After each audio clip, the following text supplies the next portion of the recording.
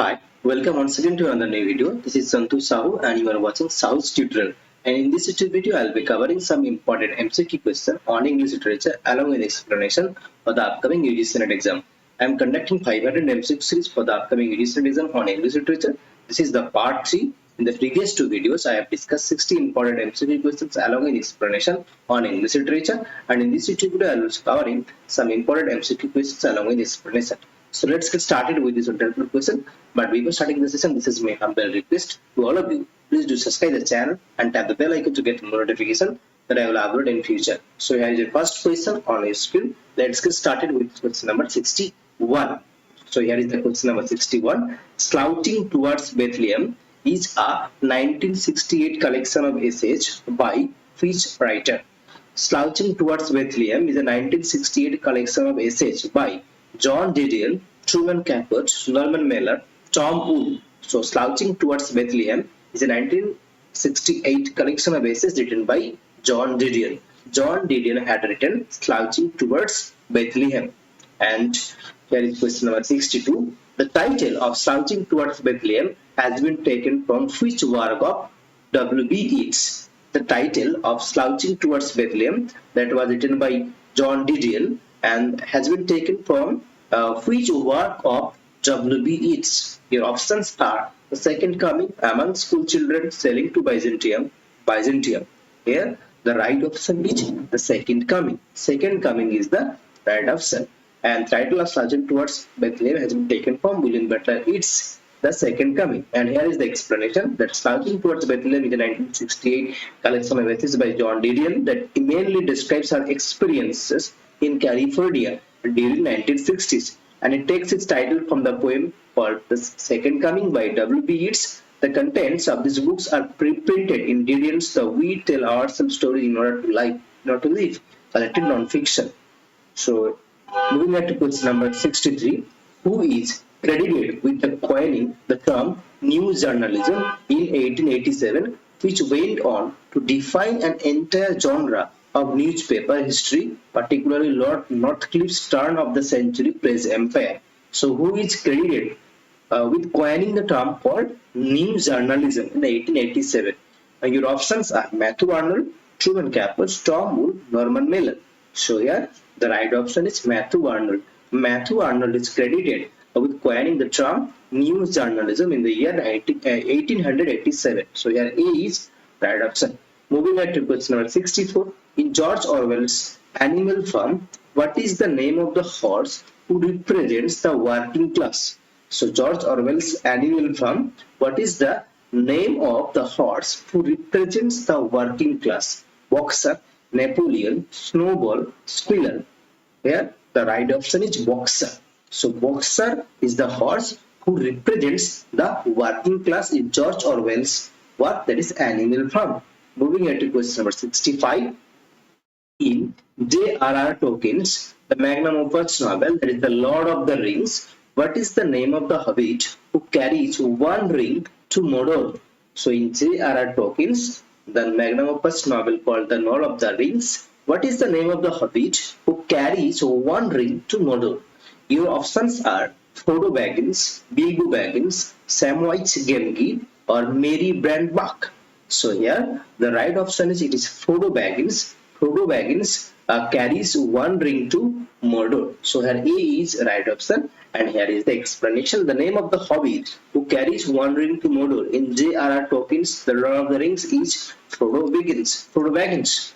And he is, that is Frodo Baggins, is entrusted with the task of destroying the ring. He is entrusted with the task of destroying the ring, which was forced by the Dark Lord Sauron in order to exert control over all of the Middle-earth. And Frodo is accompanied by a fellowship of other characters, including Samwise Gamgee, who becomes his loyal companion on the journey. Together, they face numerous challenges and dangers. They make their way towards the Mount Doom, where the ring can be destroyed in the fires of the volcano. Moving on to question number 66. In Emily Bronte's novel called Wuthering Heights, what is the name of the male protagonist? So the name of the male protagonist in Wuthering Heights, written by Emily Bronte, is Heathcliff, Edgar Linton, Catherine Arnshaw, Isabel Linton. So here You know that it's very easy. And Heathcliff is the name of the male protagonist by Emily Bronte's novel Wuthering Heights. Moving ahead to question number 67. Which author wrote the poem called Harleen? Harleen is a poem, and this was written by Langston Hughes, James Baldwin, Richard Wright, Ralph Ellison. So these were all Afro-American writers, and the poem Harleen was sorry, it was written by Langston Hughes. So Langston Hughes had written the poem called Harleen.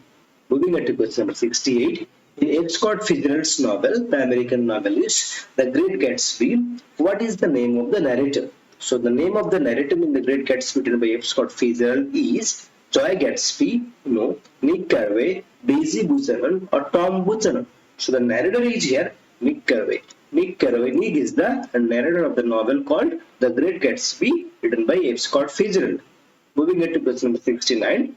Which literary theory is based on the idea that meaning is not fixed? What is this saying? It is saying that the meaning is not fixed. It is created through the interaction between the reader and the text. So the reader actively creates the meaning of a text, and there is an interaction between the reader and the text. Now, which theory is based on this idea? Reader response theory, reconstruction, psychoanalytic theory, formalism? No. So here the right option is reader response theory. Reader response theory is the right option. Moving on to question number 70. Which of the following authors was not part of the Bloomsbury group of writers and intellectuals in early 20th century England? Your options are: which of the following authors was not part of the Bloomsbury group of 20th century, in the early 20th century? Your options is Virginia Woolf was a part of that Bloomsbury group. E.M. Forster was also part of that group. T.S. Eliot and Lytton Strachey. Lytton Strachey was also part of Bloomsbury group, whereas T.S. Eliot is not a part of that Bloomsbury group. Here C is right option. T.S. Eliot is not a part of, or was not a part of the Bloomsbury group. Moving ahead to question number 71. Which of the following plays by William Shakespeare is not set in Italy? Which of the following plays by William Shakespeare is not set in Italy? Your options are The Merchant of Venice. The Merchant of Venice is set in Italy. Romeo and Juliet also is set in Italy. March Ado About Nothing, this play was also set in Italy. Whereas Macbeth is set in Scotland. Macbeth is set in Scotland. So which play is not? So here Macbeth is not. So Macbeth is the right option. That is set in Scotland. And here is question number 72. In Joseph Conrad's novel, The Heart of Darkness, what is the name of the character who tells the story of his experiences in Africa? So who is telling the story of his experiences in Africa? The novel called Heart of Darkness by Joseph Conrad. Is it Karch? It is Marlowe, Charlie, or Mr. Cliff? So it was Charles Marlowe was the narrator who is telling the story of his experiences in Africa. So here Marlowe is the right option. Moving on to question number 73. Which of the following works of literature is not an example of stream of consciousness novel? Which of the following works of literature is not an example of a stream of consciousness novel? Ulysses is a stream of consciousness novel. To the Lighthouse by Virginia Woolf, this is also a stream of consciousness novel. The Sound and the Fury by William Faulkner, this is also a stream of consciousness novel. Whereas Heart of Darkness is not a stream of consciousness novel. So here right option is Heart of Darkness. Heart of Darkness is written in conventional style. So Heart of Darkness is not a stream of consciousness novel. So here D is right option. Moving on to question 74. In William Shakespeare's play called Hamlet, what is the name of the Prince of Norway? So you have to say the name of the Prince of Norway who seeks to avenge his father's death. Who wants to avenge his father's death. Is it Fortinbras? Is it Letus, Horatio, or Rosencrantz? So here the right option is Fortinbras. Fortinbras is seeking to avenge his father's death because Hamlet had killed his father. That's why he also is seeking to avenge his father's death. So here the right option is Fortinbras. And here is the explanation. In William Shakespeare's play Hamlet, the name of the Prince of Norway who seeks to avenge his father's death is Fortinbras. He is the son of the late King Fortinbras, who was killed by King Hamlet before the play's events. Like Hamlet, Fortinbras is also driven by a desire for revenge, and his army is poised to attack Denmark at the end of the play. Okay, moving on to question number 75. What is the term for the belief that literary texts should be analyzed based on their inherent qualities? What are the inherent qualities? That is the use of metaphor, paradox. So these are inherent qualities of a text. There is the close reading of a text is needed in order to understand the meaning, not an outside factor such as authorial intent or historical context. Okay. So here, that historical context and biographical context, these are also ignored. So here, the theory is it new criticism, Marxism, feminism, structuralism. So here it is all about new criticism. New criticism is opposing against the authorial intent or the historical context, the biographical details of any author in order to understand any work, the meaning of any work. They are saying that text is totally, and they are also saying that close reading of a text is needed in order to understand a meaning of a text. So here the right option is new criticism. Moving on to question number 76, which literary theory is focused on the study of power dynamics and how they are represented in literature? Post-colonialism, feminism, queer theory, cultural studies. So it was cultural studies. Which literary theory is focused on the study of power dynamics and how they are represented in literature? So it is cultural studies. Moving on to question number 77. In my younger and more vulnerable years, my father gave me some advice that I have been turning over in my mind ever since. In my younger and more vulnerable years, my father gave me some advice. So this is the opening line of which of the novel? Which of the following novels? The Great Gatsby, The Sun Also Rises by Ernest Hemingway, 1984 by George Orwell, or Brave New World by Aldous Huxley. So this is the opening line of The Great Gatsby written by F. Scott Fitzgerald. So here A is the right option. Moving on to question number 78. In Samuel Beckett's play Waiting for Godot, who is Godot? A figment of character's imagination? No. The play's protagonist? No. The character's savior? No. Or a character who never appears on stage. So Godot is a character who never appears on stage. So Samuel Beckett's play Waiting for Godot. And this is the opening line of It was a bright cold day. It was a bright cold day in April and the clocks were striking 13. This is the opening line of A 1984 by George Orwell, The Catcher in the Rye by J.D. Salinger, The 100 Years of Solitude by Gabriel Garcia Marquez, of Fahrenheit 451 by Roy Bradbury. So this is the opening line of George Orwell magnum opus, that is 1984. So this is the opening line of 1984, that it was a bright cold day in April and the clocks were striking 13. Moving on to question number 8. Who wrote the novel called To Kill a Mockingbird? Arthur Lee, J.D. Salinger, John Steinbeck, Truman Capote. So here, To Kill a Mockingbird was written by Harper Lee. Harper Lee had written To Kill a Mockingbird. Moving on to question number 81. Who is regarded as the father of American poetry? The father of American poetry. Walt Whitman, Ralph Waldo Emerson, William Cullen Bryant, Wallace Stevens. So here the father of American poetry is Walt Whitman. Walt Whitman is also known as the father of free verse in American poetry. Walt Whitman is known father of American poetry. He is also known as the father of free verse in American poetry. So Walt Whitman is the right option. Moving on to question number 82. The line that is I am not Prince Hamlet nor what meant to be belong to T.S. Eliot's which poem? Jerusalem, The Wasteland, Love Song of J. Alfred Prufrock, or Preludes. So here, these lines appear in T.S. Eliot's magnum opus poem, The Love Song of J. Alfred Prufrock. So here C is right option, Love Song of J. Alfred Prufrock. Moving into question number 83. Which of the following works is play? Is a play by Tennyson. The following works is a play by Tennyson.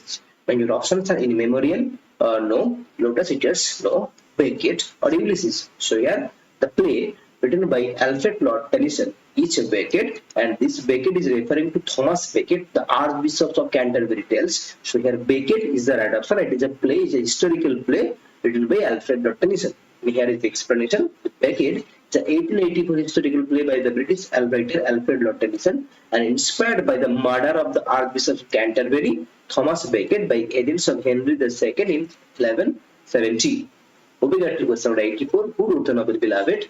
Beloved is written by Toni Morrison, Maya Angelou, Alice Walker, Zora Neale Hurston. These were all Afro-American writers, and Beloved was written by, this is a novel, and this novel was written by Toni Morrison. Toni Morrison had written the novel called Beloved. Moving on to question number 85. Who's African American, that is Afro-American writer, won the Nobel Prize in Literature in 1993? Now your options are Toni Morrison, Maya Angelou, Alice Walker, James Baldwin. So in the year 1993, it was Toni Morrison got the prestigious Nobel Prize in the year 1993. So A is the right option. Moving on to question number 86. Who wrote the novel called The Color Purple? The Color Purple was Toni Morrison, Alice Walker, Maya Angelou, Journal Hussey. So The Color Purple, the novel was written by Alice Walker. Alice Walker had written The Color Purple. Moving on to question number 87. Who wrote the poem called We Wear the Mask? We Wear the Mask. Langston Hughes, James Baldwin, Paul Laurence Dunbar, or Gendon Brooks. So the poem We Wear the Mask was written by Paul Laurence Dunbar. Laurence Dunbar had written the poem called We Wear the Mask. Moving on to question number 88. Call me Isabel. This is the famous opening line. This is the famous opening line of which was Moby Dick, To Kill a Mockingbird, 100 Years of Solitude, With the Catcher in the Rye. So this is the opening line of Moby Dick by Herman Melville. Okay. Moving on to question number 89. Who wrote the memoir that is I Know Why the Caged Bird Sings? Toni Morrison, Maya Angelou, Alice Walker, Zora Neale Hurston. So this is the poem. This is a memoir, autobiographical poem written by Maya Angelou. Maya Angelou had written the autobiographical memoir called I Know Why the Caged Bird Sings. And the caged bird is symbolic, and the caged bird here is representing the black colored Afro-American people who were being dehumanized, who were being tortured in the American society by the white American people. So here the caged bird is representing the Afro-American people, the black skinned people. They were tortured. They were being dehumanized. So this is the caged bird, and the caged bird is singing for freedom in distant hills. So, and here is question number 90. Who wrote the novel Native Son? The novel Native Son was written by Langston Hughes, James Baldwin, Richard Wright, Ral Billison. Oh yeah, so the Native Son was written by Richard Wright. Richard Wright had written that novel called Native Son. Moving on to question 91. In the novel, The Great Expectations, in the novel called Great Expectations, this is Charles Dickens' one of the famous novel, Great Expectations. Who is Pepys? That is Philip Perry. Its nickname is Pip and its original name is Philip Perry. Secret benefactor. Who is the original or the secret benefactor? Pip thinks that Miss Havisham is the benefactor, but who was the real or the secret benefactor? Was it Miss Havisham? No. Abel Mackwich, Estella, or Joe Gurvin. So here, Abel Mackwich was the secret benefactor of Philip Perry, or Pip, the main protagonist of the novel Great Expectations, which is a coming of story, which is a Bildungsroman, the growth and development of the protagonist called Philip Perry. Moving on to question 92. Which of Dickens' novel is set during the French Revolution? Bleak House, David Copperfield, Hard Times, A Tale of the Two Cities. So it is A Tale of the Two Cities. This novel is said during the French Revolution. And which are the two cities? One is London, and another is Paris. So the two cities is mentioned here. It's said in London as well as in Paris. So two cities, London and Paris. And this novel is said during the French Revolution. Moving on to question 93. What is the name of the orphanage in which the main character of David Copperfield is sent? So to which place David Copperfield is sent? The London orphanage? No. The workhouse? No. The Marshalsea? No. Salem House. So it was Salem House. So David Copperfield, the main protagonist of the novel, David Copperfield, was sent to Salem House, the orphanage. Okay, moving on to question 94. Which novel features the character of Miss Havisham, who wears her wedding dress every day? Is it Bleak House, Hard Times, Great Expectations, or Mutual Friend? So yeah, it is Great Expectations. In Great Expectations, Miss Havisham appears, who wears her wedding dress every day. So yeah, C is right option. And here is the last question, wind of the session. Here is question 95. In which novel does the character Little Nell die?